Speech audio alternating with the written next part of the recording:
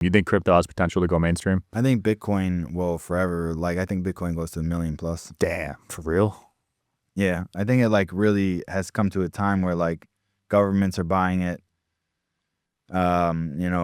Basically like everybody's buying it up, like to a point like where Saylor's buying so much through MicroStrategy that he'll be able to lend to governments. I think it's becoming like very institutionalized, but I think a lot of the times like the people that actually been holding it forever, like the people that got in early, they're selling right now, Yeah. So like sooner or later it will become almost like a institutionalized token where like I think it only makes sense. Like, I don't know why anybody would trade like overseas. Like, why send money through a bank or through a bank wire when you can just send like $100 million to somebody in 1 second? Yeah. It makes no sense not to use crypto. Yeah, international wires take like 5 days. It's not. And there's a huge fee. Yeah. And sometimes it doesn't even go through. Yeah, it's like it makes no sense to not use crypto. In my opinion. Yeah, you were too early, man. Now we got all these crypto credit cards. I have the Gemini one. Yeah. I applied for the Coinbase one, but you were like 10 years ahead of them, I guess. The crazy thing was crypto.com, like they were our main competitor back then, and they were MCO back then.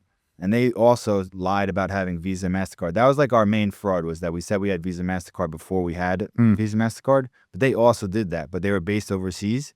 And then when it came to like getting in trouble, they settled with the SEC and paid their fines.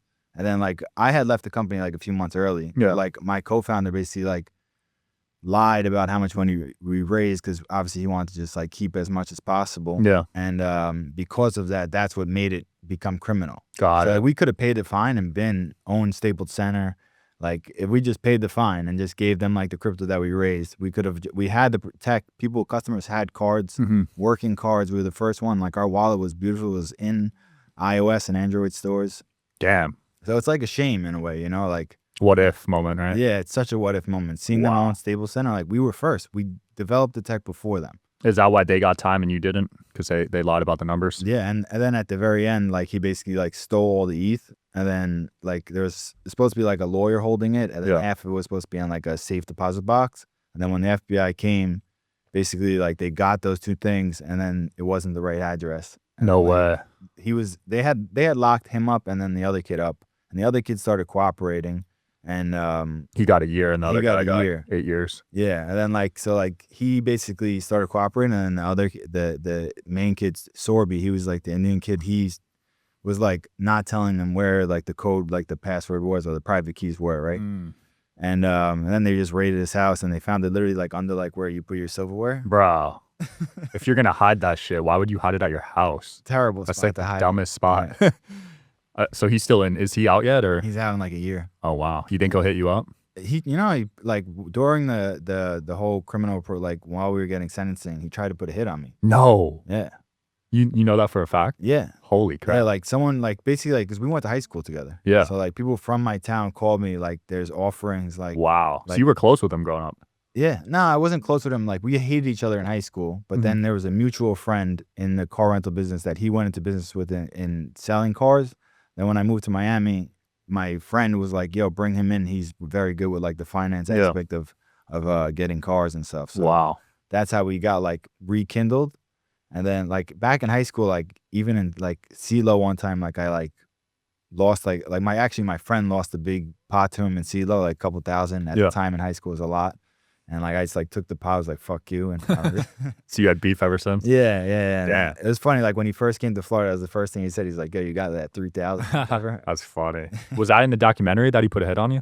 Yeah, I think it's mentioned. I don't know. They cut so much out of it. Like I filmed for 100 hours. Holy shit. 100 hours of film, like all over Miami and New York. Like, so like there's even parts that like they cut sentences together to make it seem like I'm like stashing money, you know, like. And then they asked every single person that they interviewed, they asked, like, "Do you think Ray Trapani still holds money?" Like, still has. And they all money. said yes, probably. Yeah, because you know what it was is that, like, I think I was a better villain than the kid that was in jail. And, like.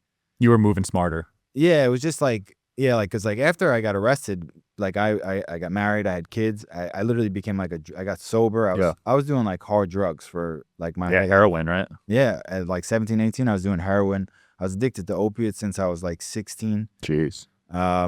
Like really where like the origin story of drugs started for me is like at like 12, like 8 to 12, I was getting like sexually abused by my stepbrother. And like this is like what made me like into like a criminal in a way. Besides like my grandfather, looking up to my grandfather, who was like kind of like a mafia involved type of guy. Yeah. But like I was getting sexually abused from like 8 to 12, and then like he started giving me Xanax at like 12.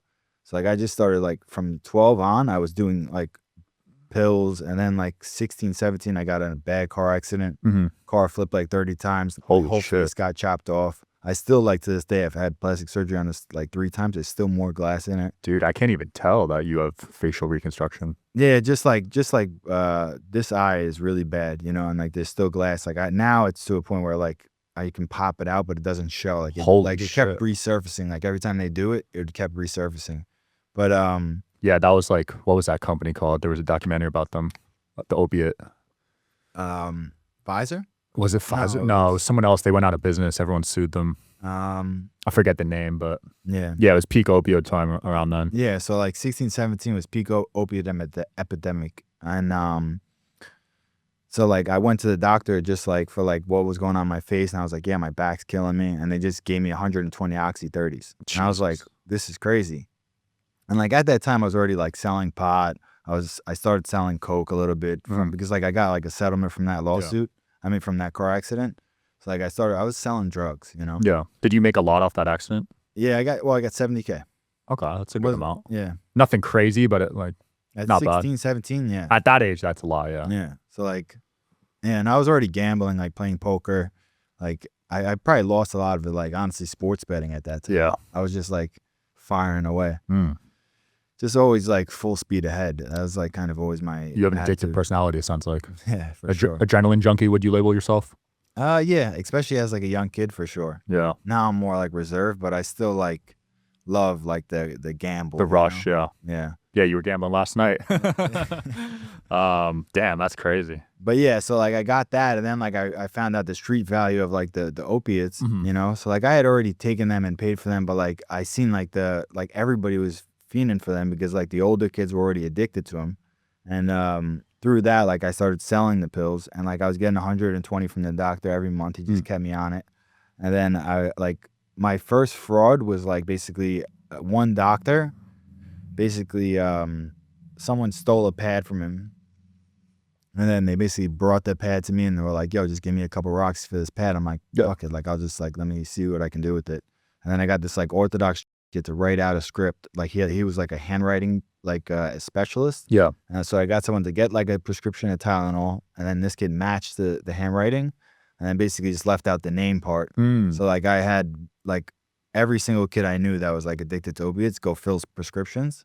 And like that was like a money Wow. So you were just selling scripts. Yeah, basically. And then, well, like I'd have them fill the scripts. Like everybody was complicit in the opioid epidemic. Like Walgreens would literally have a line of us of 50 kids or like 20 kids, and they'd just be filling, same doctor, just filling script after script. Like they had to know something was up, right? Yeah. Like if you're looking at a bunch of like cracked out little kids, like 18 to 25, and just like filling the same prescription from the same doctor, you think you'd like do something about it, but you know, everybody was getting kickbacks. Yeah, they printed money off those. So like, and then like what I would do is I would give them like 20 of the pills for free for filling it, and then I would take 100. So like I was getting like that times 100. So like my fridge at the time was just filled with like all different, you know, like a maximum amount of oxys that all were selling for like 20, 30 a pill. Holy crap. People were paying $20 for one pill? Now it's like 50. Oh my God. Yeah. That's insane. That might be the most expensive drug right now. That's like the hardest thing was that like for me, at the time I was doing like 20 a day. Oh my God. Yeah. My habit, like my drug habit was crazy. Like even Xanax, when I was doing like during Centra, during like the crypto times, I was doing 20 Xanax a day, like 22 milligrams Whoa. Xanax. Because you were so stressed or? No, it wasn't. I was just like my tolerance for drugs has just always been through the roof. That like it just builds quickly. Like where like I was doing 20 and I was still the first guy at the office. That's insane. I had like a fridge full of Red Bulls. I'd balance it out, you know? So you must have had some nasty withdrawal when you got sober. Yeah. What was crazy is like when I got arrested, it was like a weird moment where like I knew it was like I was going to be facing like 100+ years. Yeah. And I think because of that, it helped with the withdrawals because I knew I was actually going to quit. You know, like that was like you had no choice. Yeah. And like it was life-saving for me in a way, right? Like getting arrested this time was like truly life-saving. Like that 8 years of probation, like being away from drugs really did like actually help me.